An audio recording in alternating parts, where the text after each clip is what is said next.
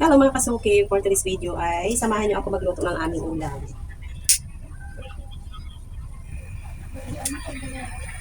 So, magluluto tayo ng ulam namin para sa hapunan. Gulay muna tayo.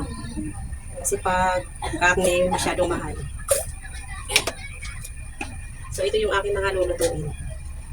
Ayan, ito yung tira naming ulam doon sa rep. Sasama ko na dito sa lulutuin ko. Tapos bumili lang ako ng kunting hipon. And then, meron akong gulay. Tapos ito may talbos. Tapos igigisa natin yan.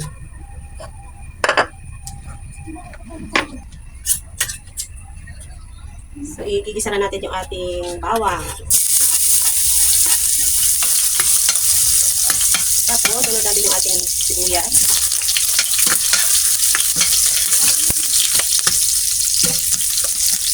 Then yung ating kamatis.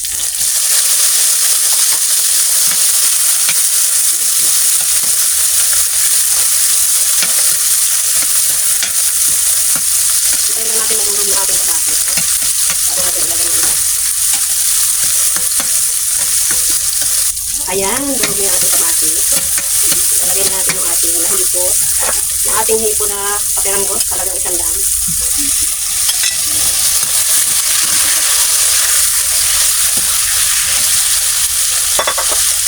Mamaya na natin ito ilagay kasi luto natin. Isunod natin yung ating gulay. Ito yung patuna at saka okra.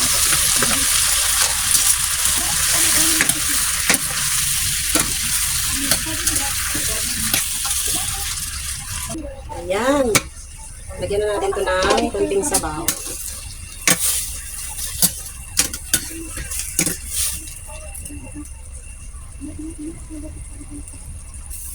Ayan, kunti lang. Pero pag kunti ang sabaw, depende na sa inyo kung dadagdagan nyo o hindi.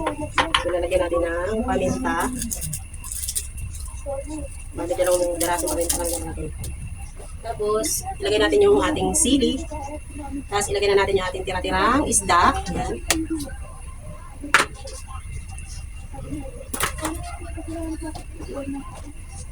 Lagyan natin ng asin. Isa. Dalawa. Tapos, lagyan natin ng bitsin. Ayan. Parang nung kunti ano kami sa sabaw, kaya dagdagan natin ng konti. Para ating baso. Tapos, tatakpan lang natin saglit. May pagkumulo uli, ay ilagay natin yung ating talbos. So, ayan, kumulo na. Ayan, malapit na siyang maluto. So, ilagay na natin yung ating gulay, yung ating talbos. Ano to, pichay at saka alugbati. Ayan.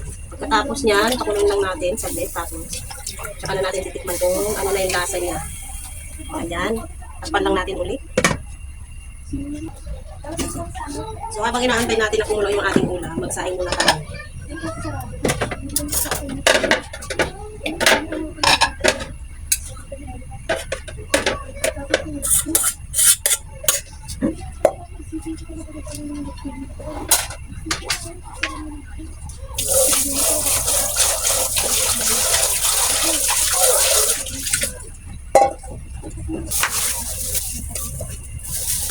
Dahil may tira pa yung ating kanin, sasayin lang tayo ng 4. Oh, wala na akong bigas. Yan. 1 kilo lang yung binibili ko. So, ayan, kumulo na pala itong ating ano. Tingnan natin. Baka naman ma-overcook na. Oh, parang sarap. Tikman na natin. Ano nga panlasa niya? Halo-halo.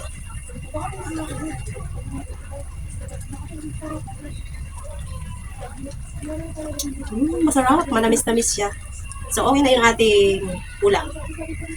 Kaya ngayon, i-off na natin yung apoy. Tapos ipagpatuloy natin yung ating pagsasaing.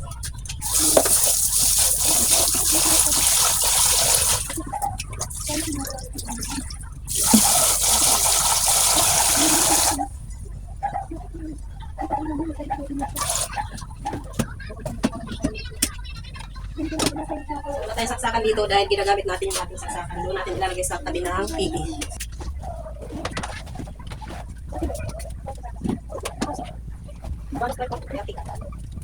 So, ayan, yung aming ulam ay okay na. Ayan, tignan nyo naman yan kung gaano kasarap yan. Charis. Siyempre sa akin masarap yan. Uluto ko yan eh. Hindi bero. Talaga masarap siya. So, ayan yung ulam namin for today. At yan lang ang ating munting ganap ngayon. Maraming salamat sa panonood. Bye!